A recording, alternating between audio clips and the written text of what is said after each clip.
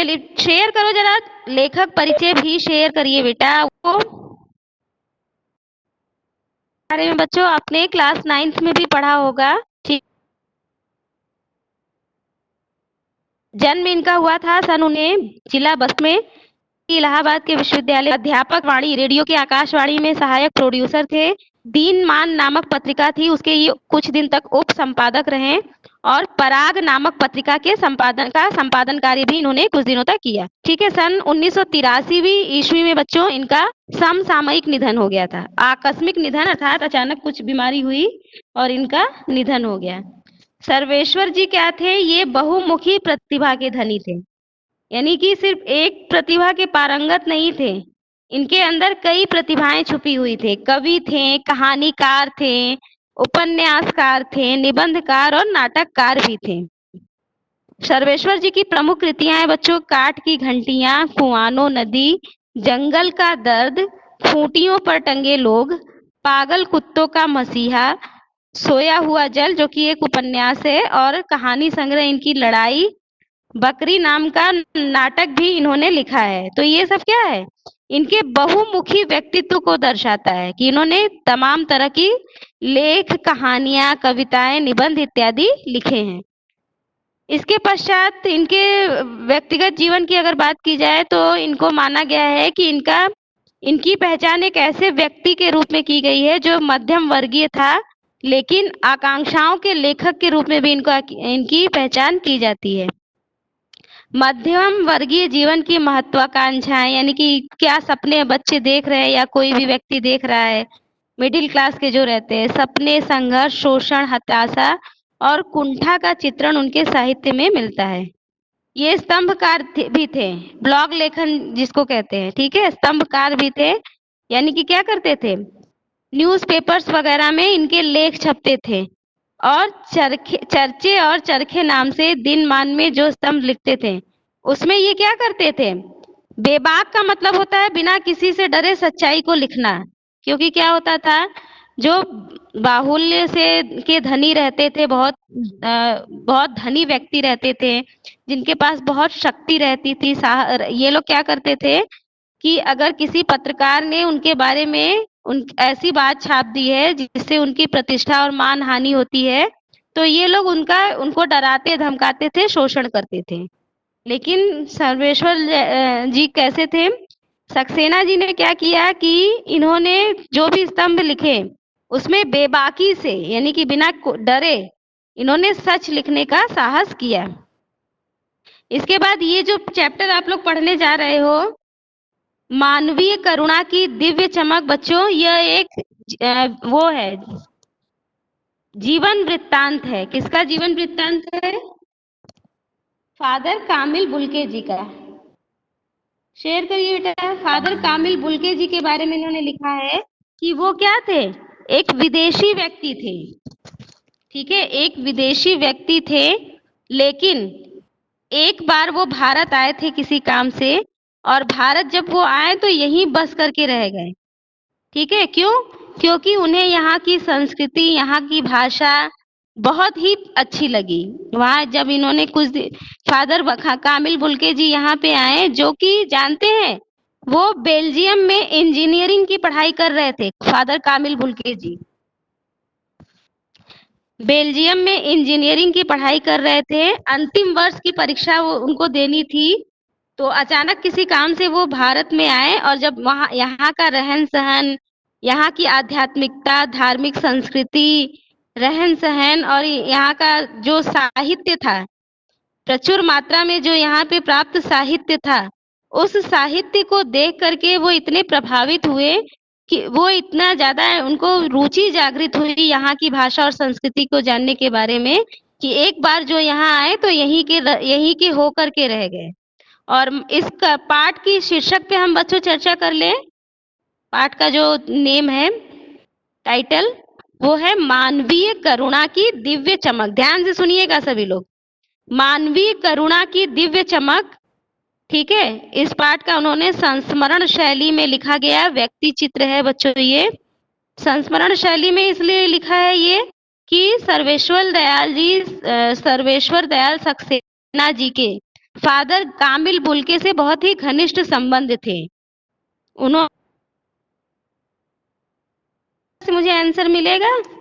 भारत आकर के कौन रच बस गया था? कि भारत। Very good Neetu.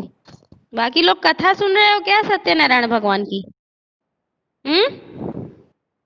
बस एक कान से सुनना है, दूसरे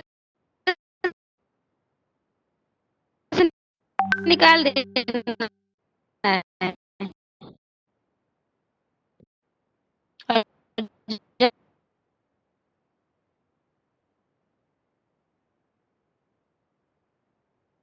एग्जाम में आएगा तो फिर बगले झाँकना।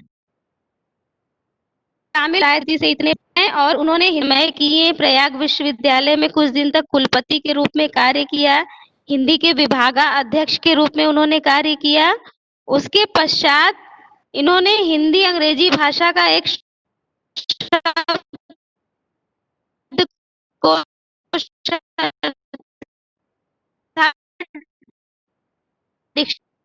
सबके प्रति इतनी करुणा, इतना अपनापन था कि एक बार जिसे वो अपना मान लेते थे, जिसे अपना मित्र बना लेते थे, उसके हर सुख दुख में वो शामिल होते थे। और सिर्फ शामिल ही नहीं होते थे, अगर सुख में होते थे, घर के सदस्य की भांति वो एक वस्तु में शिरकत करते थे, हर एक चीज सुख में शामिल होते थे। और जब शामिल होते थे कि बड़े बुजुर्ग ढांढस बंधाते हैं, अनुभूति देते हैं, वैसी ही सहानुभूति, वैसी ही सांत्वना मिलती थी लोगों को फादर कामिल बुल्के जी के बारे में, के व्यक्तित्व से। ठीक है। और मानवीय करुणा की दिव्य चमक इसीलिए रखा गया है कि उनका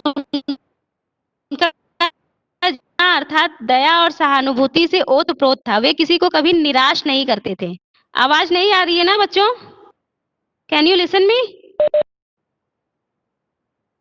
ऐसा इशू है, नेटवर्क ही नहीं है मेरे में।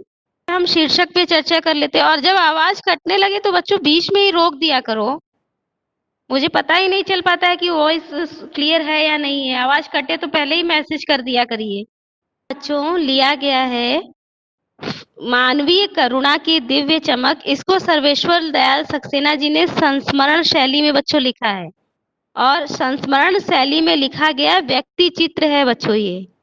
ठीक है। आपसे शैली के बारे में पूछा जाएगा अगर एग्जाम में तो आप लिखोगे संस्मरण शैली में लिखा गया व्यक्ति चित्र है। इसके बाद उन्होंने आगे बताया है कि वे जो थे कामिल बुल्के जी, वे यूरोप के बेल्जियम से यहाँ पर आए थे और यहीं पर बस गए थे। क्यों बस गए थे कि एक बार जब वो भारत आए थे तो यहाँ की संस्कृति से, यहाँ की भाषा से वो इतने प्रभावित हुए थे कि उन्हें कि मुझे इस भाषा के विस्तार के लिए, इसके प्रसार के लिए कुछ करना चाहिए। तो जब उन्होंने ये बात अपने मन में सोची तो सबसे पहले उन्होंने क्या किया? संस्कृत और हिंदी भाषा का बच्चों गहन अध्ययन किया। ठीक है। संस्कृत से भी ज्यादा हिंदी भाषा के एक विदेशी होते हुए भी पहले ये स्वयं विशेषज्ञ बने। आवाज क्लियर है बच्चों अब? दिव्य का मतलब होता है बहुत ही अनोखा, सात्विक। ठीक है। तो उन्होंने उनके व्यक्तित्व के आधार पर रखा है। इस पाठ का नाम मानवीय करुणा की दिव्य चमक। कामिल बुल्के जी का जो व्यक्तित्व था वो बहुत ही अपनेपन से युक्त था, बहुत ही मधुर था, बहुत ही संयत थे। उनके मन में सबके प्रति करुणा और अपनापन का भाव था।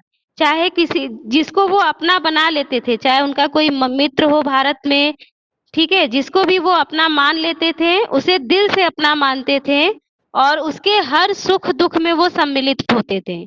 लेखक ने एक जिक्र भी किया है कि एक बार उनके बच्चे का अन्नप्राशन हुआ था तो उन्होंने एक बड़े भाई की तरह उसमें शिरकत की थी, उसमें शामिल भी हुए थे, बच्चे को आशीर्वाद भी दिया था। और इसके बाद जब कभी भी वो उनके शहर में आते थे तो मौका निकालकर लेखक से मिलते जरूर थे। और इसी प्रकार से यदि किसी व्यक्ति को कोई दुख होता था, ठीक है, ऐसी कोई उसके ऊपर अचानक कोई दुख की या मुसीबत की घड़ी आ जाती थी, तो कामिल बुल्के जी क्या करते थे, उसके उस दुख के घड़ी में भी उसे एक हितैषी, एक बड़े भाई की भांति सांत्वना देते थे, उसके काम आते थे, सहयोग करते थे।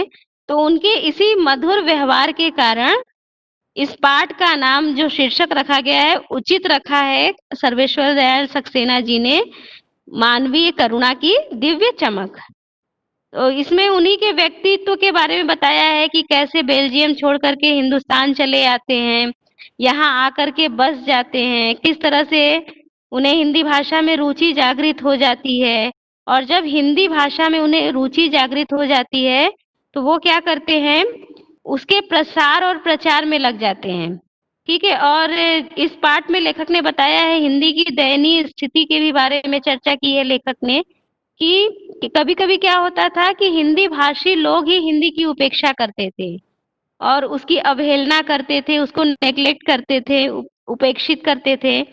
तो लेखक ने बताया है कि कामिल बुल्के जी कभी गुस्सा नहीं होते थे, उनको कभी गुस्सा करते नहीं किसी ने देखा था।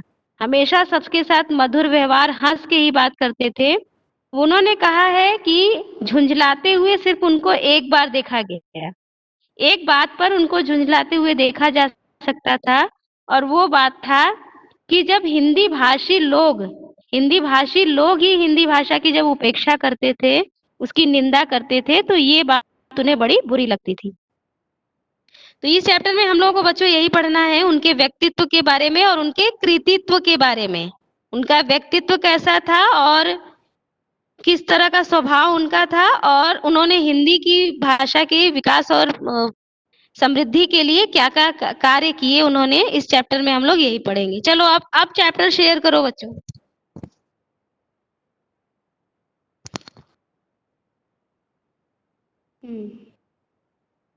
दिव्य चमक। शुरुआत बच्चों देखो की है लेखक ने फादर कामिल बुल्के की कैसे मृत्यु हुई, इस बात से उन्होंने शुरुआत की है। तो वो कहते हैं कि जो इतना मीठा था, जिसका स्वभाव इतना मीठा था, ठीक है, जिसका स्वभाव इतना मीठा था, जो इतने मधुर स्वभाव वाला था, ऐसे व्यक्ति की मृत्यु जहरबाद नामक बीमारी से हुई थी। ठीक है बच्चों, जहरबाद बच्चों उस बीमारी को कहते हैं जिसमें एक ऐसा फोड़ा हो जाता है, ठीक है, कि उसमें उससे इतना जहरीला होता है, उस घाव में, उस फोड़े में इतना मवाद भर जाता है कि वह व्यक्ति की मृत्यु हो जाती है, जानलेवा साबित हो जाता है व्यक्ति के लिए। तो चैप्टर की शुरुआत उन्होंने की है कि फादर की मृत्यु जो है जहरबाद हो जाने से हुई थी, जहरबाद नामक फोड़ा हो गया था उनको, उससे उनकी मृत्यु हुई थी। तो लेखक कह रहे हैं कि जिसकी रगों में दूसरों के लिए मिठास भरे अमृत के अतिरिक्त और कुछ नहीं था। मिठास भरे अमृत अर्थात उनका स्वभाव की ओर उन्होंने चर्चा किया है, इशारा किया है कि उनका स्वभाव बहुत ही मधुर था सबके लिए, एकदम अमृत के समान मीठा व्यवहार करते थे, और कुछ नहीं था। उसके लिए इस जहर का विधान क्यों? ठीक है, तो यह सवाल क्या करता था, लेखक को बहुत पीड़ा देता था कि जिसका व्यक्तित्व इतना मधुर था, अमृत के समान मीठा व्यवहार करते थे, सबसे मीठा बोलते थे, सरस व्यवहार था, ऐसे व्यक्ति की जहरबाद नामक बीमारी से मृत्यु क्यों हुई? ये बात लेखक को सालती थी। यह सवाल किस ईश्वर से पूछे? प्रभु की आस्था ही जिसका अस्तित्व था। ठीक है, वो कह रहे हैं कि अब इस सवाल का जवाब भला मैं किससे मांगू? ईश्वर से मांगू? ईश्वर के ऊपर तो कामिल बुल्के जी जो थे उनको गहरा विश्वास था, बहुत ही श्रद्धा रखते थे वो ईश्वर के प्रति, और वह देह की इस यातना की परीक्षा उम्र की आखिरी देहरी पर क्यों दे? यातना की परीक्षा इसलिए, देखो बच्चों, देखो थोड़ा सा गूढ़ हो गया है ये लाइन। वो कह रहे हैं कि जब शरीर को कोई बीमारी हो जाती है, तो ये जो शारीरिक पीड़ा होती है बच्चों, एक प्रकार की यातना ही लगती है। ठीक है, यातना का मतलब होता है तकलीफ। ठीक है, इतना तेज तो बोल रही हूँ जी, अब क्लियर है?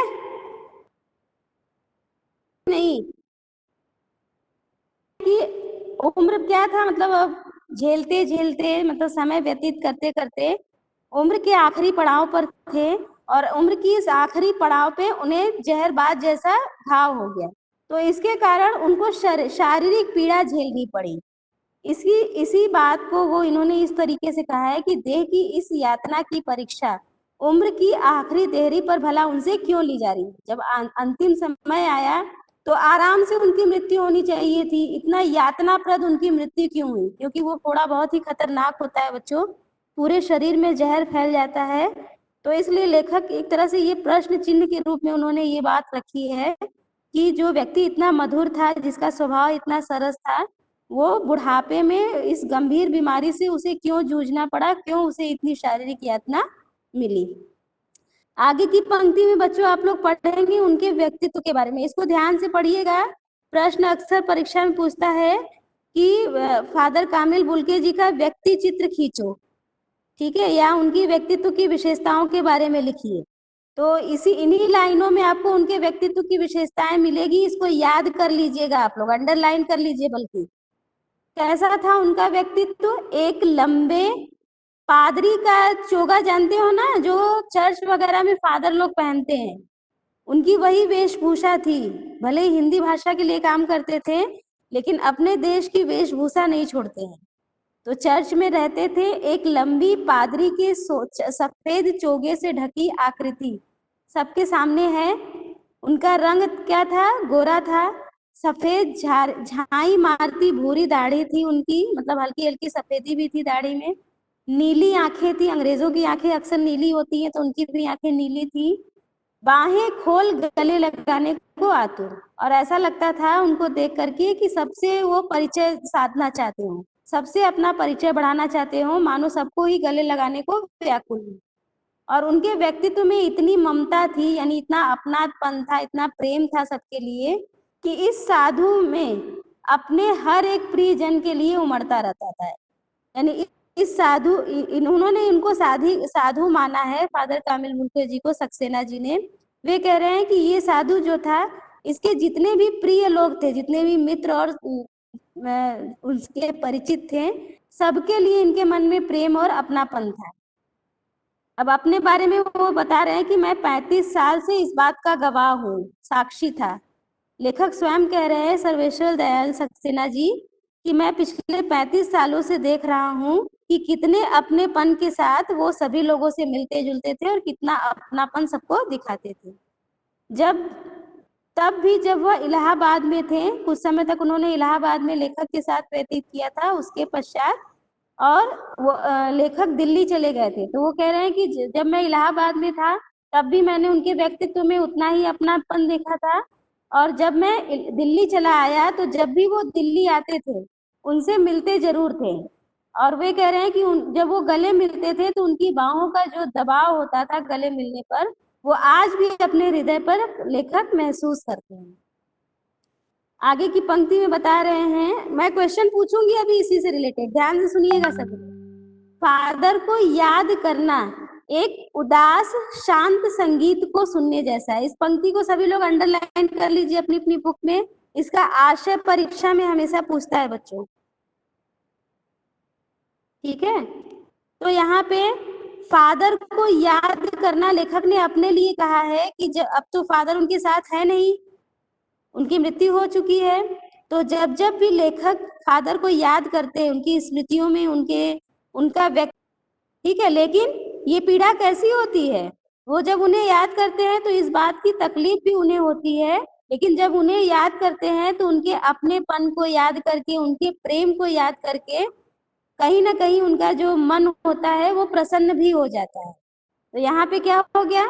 उदासी भी थी और शांति का भी भाव था, प्रसन्नता का भी भाव था। तो जो शांत संगीत होता है, जो दुख भरा शांत संगीत होता है, उसको सुनना भी इसी प्रकार होता है कि उसको हम सुनते हैं तो मन को शांति भी मिलती है, और एक व्याकुलता भी रहती है, एक उदासी भी मन पे व्याप्त रहता है। तो उसी प्रकार से जब लेखक फादर कामिल बुल्के जी को याद करते थे, तो उनके भी मन में एक उदासी व्याप्त हो जाती थी। उदासी इसलिए क्योंकि वो अब उनके साथ नहीं है, और कहीं ना कहीं एक शांति का भी उनको अनुभव होता है, एक संतोष मिलता था।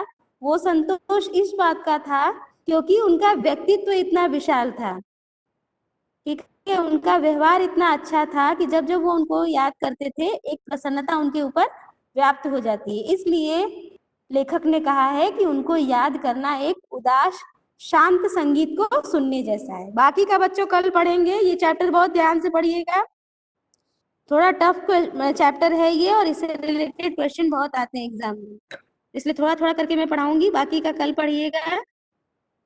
किसी को कोई दिक्कत हुई है ये इतना प्रसंग समझने में जितना भी मैं पढ़ाई हूँ?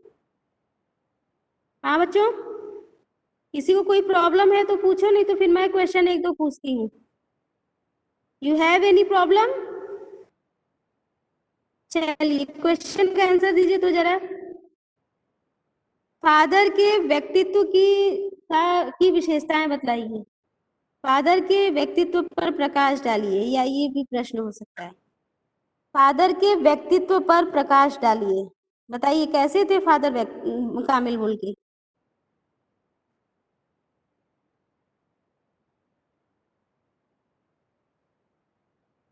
वर्षा बताओ, फादर का व्यक्तित्व कैसा था?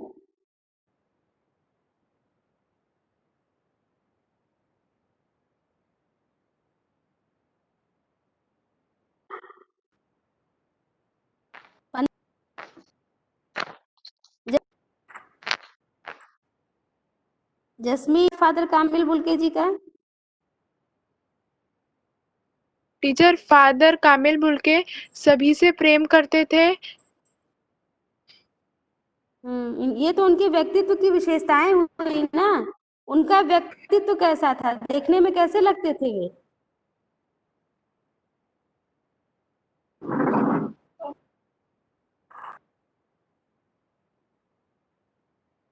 आंखें नीली थी, दाढ़ी थोड़ी शाइनी। कुछ सफेद गोरे रंग के थे, हाँ नीली आंखें उनकी, और बहुत हाँ अच्छे स्वभाव के।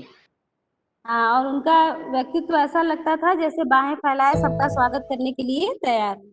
ये आंसर होगा इसका। जब व्यक्तित्व की विशेषताएं पूछेगा तब आप लोग बताओगे सबके सुख दुख में साथ देते थे, सबके साथ अच्छा व्यवहार, मधुर व्यवहार करते थे, सुख में बड़े भाई की तरह शरीक होते थे, और दुख होती थी तो सबको सांत्वना से भरे शब्द कहते थे। ये आप उनके व्यक्तित्व की विशेषताएं में बतलाओगे।